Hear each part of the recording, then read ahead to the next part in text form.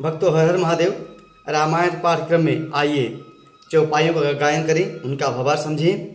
पिछले भाग में हमने गाया कि माता कैकेयी की जो दासी मंथरा है वह विभिन्न प्रकार के सवतियों के किस्सा सुनाकर माता कैकेयी को उकसाती है और वह अपने उस प्रयोजन में सफल हो जाती है।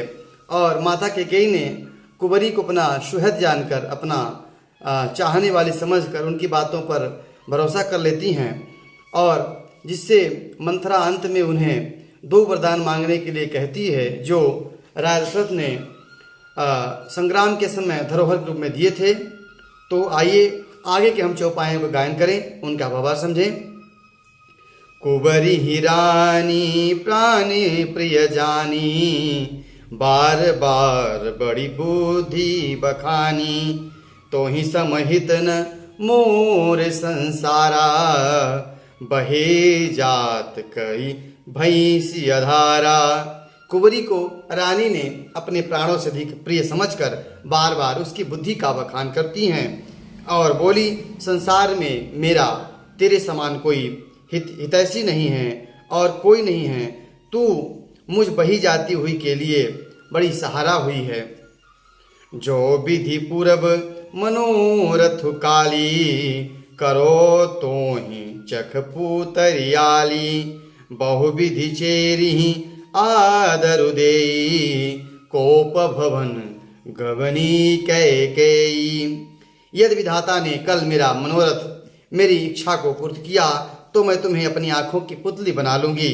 इस प्रकार दासी को बहुत सा तरह से आदर देकर माता कैकेयी उसके कहे अनुसार कोप भवन में चली गई। विपत्ति बीजु बरसारी तुचेरी, भुई भुई भई कुमति कैकेयी केरी, पाई कपट जल अंकुर जामा, बर दो दल दुख फल परिणामा। विपत्ति बीज है, दासी वर्षा ऋतु है, कैकेयी की कुबुद्धि जमीन हो गई है, उनमें कपट रूपी जल पाकर अंकुर फूट निकला। दोनों वरदान उस अंकुर के 2 पत्ते हैं जो अंत में इनकी दुख रूपी फल देगा। कोप समायु साजी सब सोई, राजु करत निज कुमति बिगोई, राउर नगरे कोलाहल होई, यह कुचाल कछु जान न कोई। कैकेयी कोप का सब साज सजकर कोप भवन में जाकर सोई। राज करती हुई वह अपनी दृष्ट बुद्धि से नष्ट हो गई।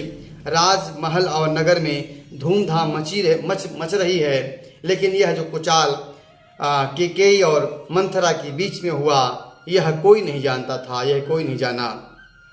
प्रमुदित पुर नर नारी सब सजही सुमंगल चार, एक प्रवसही एक निर्गमही, भीर भूप दरबार। बड़े आनंद से होकर नगर के सब स्त्री पुरुष सुमंगल के साज सज रहे हैं। कोई भीतर जाता है तो कोई बाहर निकलता है। इस प्रकार राज दरबार में बड़ी भीड़ हो रही है।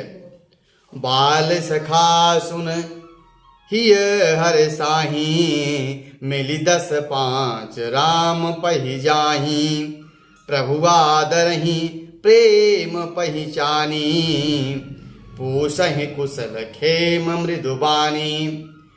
प्रभु श्री रामचंद्र जी की जो बाल सखा हैं वह यह सुनकर कि श्री रामचंद्र जी को राज मिलने वाला है, वह युवराज पद पर आसीन होने वाले हैं, तो वह सखा झुंड के झुंड बना के प्रभु श्री रामचंद्र जी के पास जाते हैं और प्रभु उनके हृदय के अंदर प्रेम को पहचान कर उन्हें आदर देते हैं, उन्हें सम्मान देते हैं और उनका कुशल क्षेम पूछते हैं।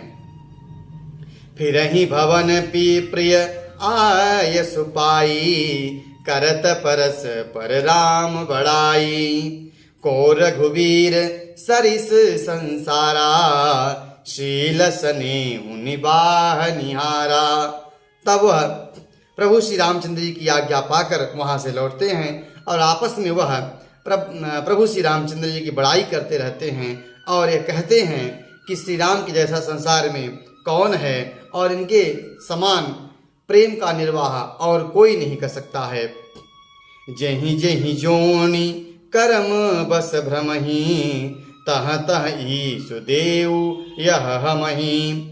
सेवक हम स्वामी सिय नाहु, होहु नाथ यह और निबाहूं।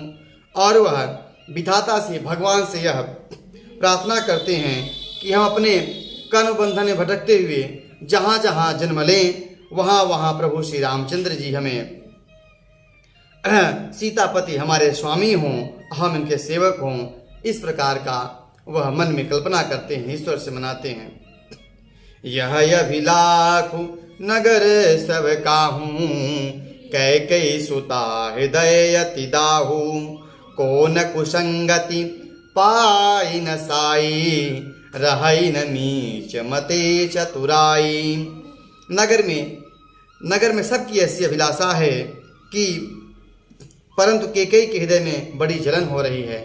सबके मन में यह है कि प्रभु श्री रामचंद्र जी नगर में युवराज के पद पर, राज्य में युवराज के पद में आसीन हों, लेकिन केकई के हृदय में इस बात को लेकर जलन हो रही है। कुसंगति पाकर कौन नष्ट नहीं हो सकता, बाबा ऐसा कहते हैं। नीच मत के अनुसार चलने पर चतुराई नहीं रह जाती है, व्यक्ति नष्ट हो जाता है। साँझ समय सानंद निपु, गई के गयौ के कई गृह। गवन निठुरता निकट किय, जनु धरि देह स्नेह। संध्या के समय राजा दशरथ आनंद के साथ केकई के महल में गए, मानो साक्षात स्नेही शरीर धारण कर निठुरता के पास गया हो। अब आगे क्या होता है। कोप भवन सुनि सकूच उराऊ, भय बस अगहुड़ परई न पाऊ। सुरपत बसई बाह बल जाके, नरपति सकल रहई रुख ताके। जैसे ही राजा दशरथ जी ने सुना कि केकई कोप भवन में है, तो डर के मारे उनका जो पाव है वह आगे नहीं बढ़ रहा था। जिनकी भुजाओं का बल देवराज इंद्र के बराबर है, वह संपूर्ण राजा जिसको देखकर कांपते हैं, वह भी डर रहे हैं। सो सुनित्य ऋष गयऊं सुखाई, देखहूं काम प्रताप बढ़ाई। सोल कुलिस असि अगव निहारे, तेरती नाथ सुमन सर मारे। वही राजा दशरथ स्त्री का क्रोध सुनकर सूख गए।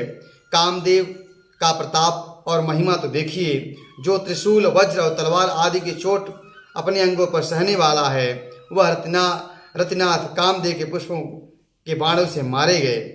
सभय नरेशु प्रिया पहि गयौ, देखी दशा दुख दारुण भयौ।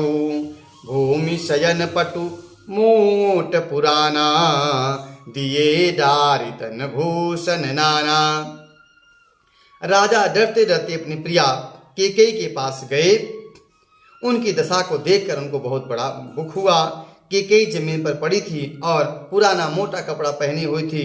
शरीर के आभूषणों की दशा क्या पूछे, जहाँ इधर उधर उन्होंने उतार कर आभूषणों को फेंक दिया था। कुमति कसी कुबेखता फावी, अनयहि बात सोच जनु भावी। जाय निकट निपु कह मृदुवानी, प्राण प्रिया कहीं है तु ईशानी। उस दुर्बुद्धि के कई को यह कुबेस्ता कैसी फब रही है, मानो भाभी विधवापन की सूचना दे रही है। राजा उनके पास जाकर कोमल वाणी से बोले कि हे प्राण प्रिय, किस लिए रिठाई हो, किस लिए तुम गुस्सा की हो। कहीं है तुरानी रिसानी पर सतपानी पति निवारई, मानहु सरोस भुअंग भामिनी विषय भांति निहारही। दो वासना रसना दसन वर मरम ठाहरु, देखई तुलसी निपति भव्यता बस काम कौतुक लेखई। हे रानी, दशरथ जी केकई से कहते हैं कि हे रानी, किस लिए रूठी हो।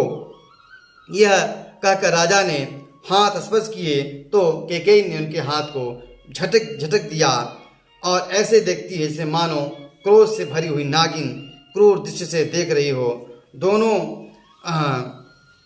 दोनों वासनाएं उस नागिन की दो जीभें हैं जो दो वरदान मांगने के लिए मंथरा ने कहा था, वह काटने के लिए मर्म स्थान देख रही हैं।